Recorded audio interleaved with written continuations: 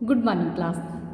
बच्चों, आपको याद होगा पिछली वीडियो में जो है मिठाई वाला जो है पार्ट हमने पढ़ा और हमने पढ़ा था कि किस प्रकार से जो है गलियों में जो है सबसे पहले जो है एक मधुर आवाज़ जो गलियों में गूंजती थी, बच्चों को बहलाने वाला खिलौने वाले की आवाज़ जैसी गूंजती थी। सारे बच्चे जो है इधर उधर से दौड़ते हुए उसे घेर लेते और वो बड़े खुश होकर बच्चों को खिलौने बांटता। उसकी आवाज़ इतनी मधुर थी कि ना सिर्फ बच्चे, बड़े बूढ़े, स्त्री पुरुष सभी जो है उसकी मधुर आवाज़ सुन के जो है उसकी ओर खींचे चले जाते। काफ़ी समय जो है खिलौने बेचने के बाद वो कुछ समय तक आया नहीं, लोग उसको भूल से गए थे। लेकिन फिर 6 महीने बाद फिर से वही आवाज़ गलियों में सुनाई दी और इस बार क्या था, इस बार मुरली बेच रहा था। ठीक है, इस बार आवाज़ आई बच्चों को बहलाने वाला, मुरली वाला, और यही आवाज़ गलियों में सुनाई दी। तो राय बहादुर साहब की जो पत्नी है रोहिणी, वो मनी मन सोचने लगी कि कितना भला आदमी है, बच्चों से कितने प्यार से बात करता है और सामान भी कितना सस्ता देता है। इस बार उसने अपने पति राय बहादुर साहब से कहा कि जा कर के जो है बच्चों के लिए 2 मुरली खरीद लीजिए। राय बहादुर साहब ने भी जो है 2-2 आने में जो है 2 मुरली अपने बच्चों के लिए खरीद ली। रोहिणी सोचने लगी कि ये कितना भला आदमी है, बेचारे पे ऐसी कौन सी विपदा आई होगी कि इसको ऐसे गलियों में जो है सामान बेचना पड़ रहा है। कुछ दिनों तक तो वो उसके बारे में सोचती रही, लेकिन फिर वह भूल गई। लेकिन अचानक 8 महीने बाद एक दिन क्या हुआ कि जब रोहिणी जो है छत पर नहाकर अपने बाल सुखा रही थी तो उसके कानों में एक आवाज़ सुनाई दी। वो आवाज़ क्या थी कि बच्चों को बहलाने वाला, मिठाई वाला। तो उसने जैसे ही आवाज़ सुनी वो आवाज़ जानी पहचानी थी, क्योंकि यह आवाज़ जो पहले भी सुन चुकी थी। किसके रूप में? खिलौने वाले के रूप में, मुरली वाले के रूप में। तो उस दिन जो है उसके पति तो घर पे नहीं थे, लेकिन उसकी बूढ़ी दादी थी। तो उसने अपनी दादी से कहा कि दादी जरा जाकर रोको तो सही इस मिठाई वाले को, मुझे जो है चुन्नू मुन्नू उसके बच्चों का नाम है, उनके लिए क्या करना है, मिठाई खरीदनी है। तो दादी ने उसको रोक लिया। दादी ने बोला, अरे मिठाई वाले जरा रुक, है ना, कितने की दी मिठाई? तो मिठाई वाले ने रुक के जो है अपनी मिठाई की तारीफ़ें करनी, अपनी मिठाई की मतलब जो भी विशेषताएं थी वो बताया कि है दादी, एक आने की 16 देता हूँ, ठीक है, चटपटी हैं, मीठी हैं, मुंह में देर तक रहती हैं, जल्दी नहीं घुलती हैं, और इन सब खूबियों के साथ साथ जो है क्या है, सर्दी जुकाम भी इनसे ठीक होता है, खांसी के लिए भी अच्छी हैं। ठीक है, तो अब आगे पढ़ते हैं हम कहानी। आगे क्या होता है इस कहानी में, चलिए पढ़ते हैं। दादी बोली, 16 तो बहुत कम होती हैं, भला 25 तो देते, एक आने में 16 तो बहुत कम दिए आपने, ठीक है 25 तो देते। मिठाई वाला बोला, नहीं दादी, अधिक नहीं दे सकता, इतना भी देता हूँ, यह अब मैं तुम्हें खैर क्या कहूँ। उसने कहा जो है एक आने में 16 भी दे रहा हूँ, ये भी जो है मेरे को महंगी पड़ रही, लेकिन खैर अब आपसे क्या कहूँ, ठीक है। रोहिणी दादी के पास ही थी, बोली, दादी फिर भी काफ़ी सस्ता दे रहा है, 4 पैसे की ले लो, यह लो पैसे। तो रोहिणी अपनी दादी से बोलती, दादी फिर भी बहुत सस्ता दे रहा है, ठीक है 4 पैसे की ले लो ना, ये लो पैसे। मिठाई वाला मिठाइयाँ गिनने लगा, ठीक,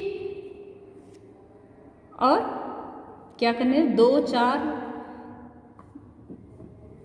ठीक है, तो 4 की दे दो, अच्छा 25 नहीं सही 20 ही दे दो।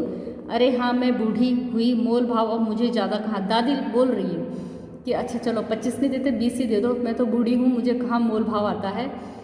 कहते हुए दादी के पोपले मुंह से जरा सी मुस्कुराहट फूट पड़ी। पोपले मुंह मतलब बिना दांत वाला तोतला से मुंह से जो है हल्की मुस्कुराहट फूट पड़ी। दादी मुस्कुराने लगी।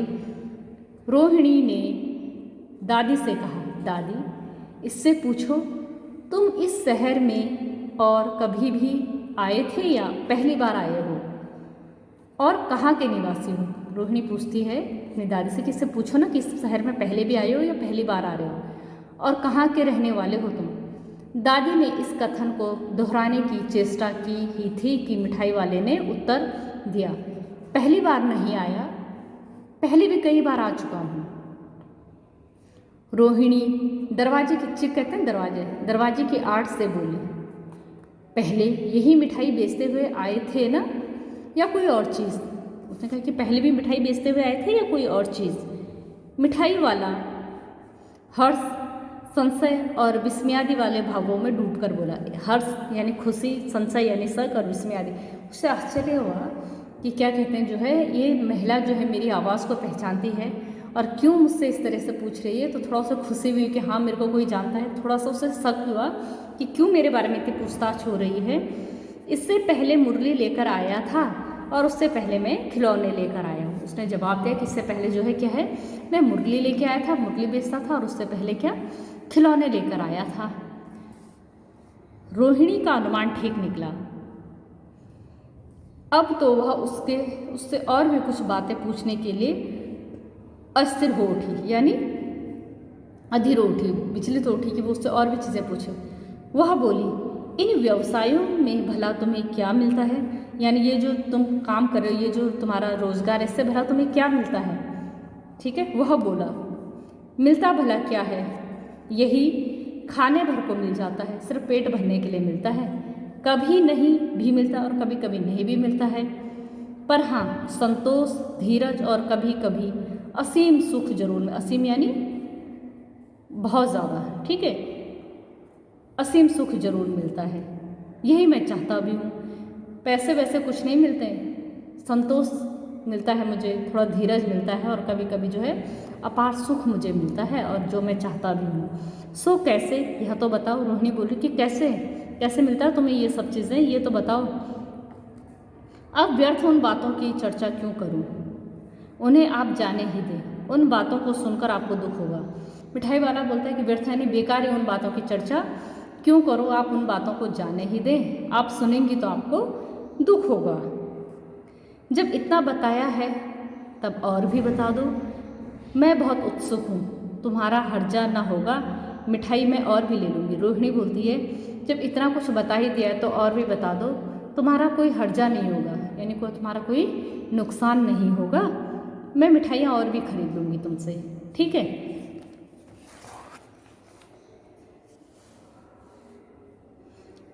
अतिशय गंभीरता के साथ मिठाई वाले ने कहा, बहुत ही गंभीर स्वरों के साथ। अब वो थोड़ा गंभीर हो गया। उसने कहा, मैं भी अपने नगर का एक प्रतिष्ठित यानी जाना माना आदमी था। मकान, व्यवसाय, गाड़ी घोड़े, नौकर चाकर, सभी कुछ था मेरे पास, सारी चीज़ें थी मेरे पास। स्त्री थी, छोटे छोटे 2 बच्चे थे, मेरी पत्नी थी, मेरे 2 छोटे छोटे बच्चे थे। मेरा वह सोने का संसार था, मेरा घर, मेरा संसार बहुत ही सुंदर था, है ना। सोने का संसार से उसका तात्पर्य कि बहुत ही अच्छा घर परिवार था मेरा। बाहर संपत्ति का वैभव था, भीतर सांसारिक सुख था। मेरे पास ना धन की कमी थी, ना सुख की कमी थी। स्त्री सुंदर थी, मेरे प्राण प्रिय थी। मेरी स्त्री बहुत सुंदर थी और मुझे बहुत प्रिय थी अपनी स्त्री, बहुत प्रेम में अपनी स्त्री से करता था। बच्चे ऐसे सुंदर थे जैसे सोने से सजीव खिलौने, और मेरे बच्चे इतने प्यारे और इतने सुंदर थे, ऐसा लगते थे जैसे सोने के खिलौने रखे हैं। उनकी अटखेलियों के मारे घर में कोलाहल मचा रहता था, और जब बच्चे घर में खेलते थे तो घर में जो है शोरगुल मचा रहता था। फिर वो जो है गहरी सांस लेके बोलता है, समय की गति, विधाता की लीला, अब कोई नहीं है। लेकिन समय की मार देखो कि अब मेरे पास कोई नहीं है। दादी प्राण निकाले नहीं निकलते। दादी से बोलता है कि दादी ये जो प्राण है ना, ये निकाले नहीं निकलते, इनको ऐसे नहीं त्यागा जा सकता, चाहूँ तो मैं भी जान दे दूँ पर नहीं जाती। इसलिए अपने उन बच्चों की खोज में निकलता हूँ जो बच्चे मुझसे खो गए, जो बिछड़ गए, ठीक है, जो किसी हादसे का शिकार हो गए। अब आपके बच्चों में, दूसरों के बच्चों में, अपने बच्चों की छवि देखने के लिए ये सामान बेचने निकल पड़ता हूँ। वे सब वे सब अंत में होंगे तो यहीं कहीं, कहते वह सब अंत में जो है होंगे तो यहीं कहीं इन्हीं बच्चों के रूप में मैं उन्हें ढूंढता रहता हूँ। आखिर कहीं न कहीं जन्मे होंगे, उनका पुनर्जन्म किसी न किसी बच्चे के रूप में जरूर हुआ होगा, इसीलिए उन्हें ढूंढते हुए निकल पड़ता हूँ। उसी तरह रहता, घुल घुल कर मरता, और इसी तरह जो है रोज़ जो है उनकी याद में जो हो मैं घुट घुट के मरता हूँ, और इसी तरह जो है गलियों में सामान बेचता हुआ उनको जो है हर एक बच्चे में अपने बच्चे की छवि ढूंढता फिरता हूँ। इस तरह सुख संतोष के साथ मरूंगा। इस तरह के जीवन में कभी कभी अपने बच्चों की एक झलक सी मिल जाती है और कहता है कि इसी तरह जो है जब तक जीऊँगा इसी तरह जीऊँगा और इसी तरह से जो है मैं मृत्यु को भी प्राप्त हो जाऊँगा और इसी तरह जो है दूसरों के बच्चों में अपने बच्चों की छवि ढूंढते ढूंढते जो है मैं जो हूँ इधर से उधर घूमता चला जाता हूँ। ऐसा जान पड़ता है जैसे वे इन्हीं में उछल उछल कर हंस खेल रहे हैं। पैसों की कमी थोड़े ही है, आपकी दया से पैसे तो काफ़ी हैं, जो नहीं है इस तरह उसी को पा जाता हूँ। कह रहे मुझे पैसों के लिए व्यापार नहीं करना है, पैसों की मेरे पास कोई कमी नहीं, कमी है सिर्फ मेरे परिवार की, मेरे बच्चों की, तो उसी के लिए जो हूँ मैं क्या है इसी तरह गलियों में घूम घूम कर उस प्यार को अपने बच्चों को देखने की एक झलक जो है घूमता रहता हूँ गलियों में। ठीक है। रोहिणी ने अब मिठाई की ओर देखा, उसकी मिठाई वाले की ओर देखा, उसकी आंखें आंसुओं से तर थी। रोहिणी ने मिठाई वाले की तरफ देखा, मिठाई वाले की आंखें आंसुओं से भरी हुई थी। इसी समय चुन्नू मुन्नू आ गए, उसके बच्चे आ गए रोहिणी के। रोहिणी से लिपटकर उनका आंचल पकड़कर बोले अम्मा मिठाई। बच्चे जो है रोहिणी के आंचल से उसकी साड़ी पकड़ के बोलने लगे अम्मा मिठाई मुझसे लो। यह कहकर तत्काल कागज की 2 पुड़िया मिठाइयों से भरी मिठाई वाले ने चुन्नू मुन्नू को दे दी। रोहिणी ने भीतर से पैसे फेंक दिए। मिठाई वाले ने पेटी उठाई और कहा अब इस बार ये पैसे न लूँगा। दादी बोली अरे अरे ना ना अपने पैसे लिए जा भाई। तब तक वह आगे सुनाई पड़ा उसी प्रकार मादक मृदुल स्वर में बच्चों को बहलाने वाला मिठाई वाला। ठीक है।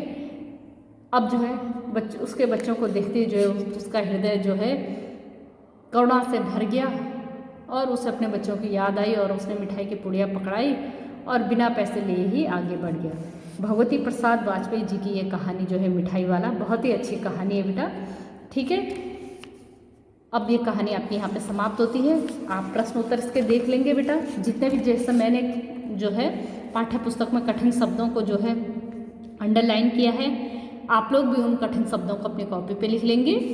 ठीक है। अब इसका जो है प्रश्न जरा दे हम देख लेंगे। पहला प्रश्न है कि मिठाई वाला अलग अलग चीज़ें क्यों बेचता था, वह महीनों बाद क्यों आता था।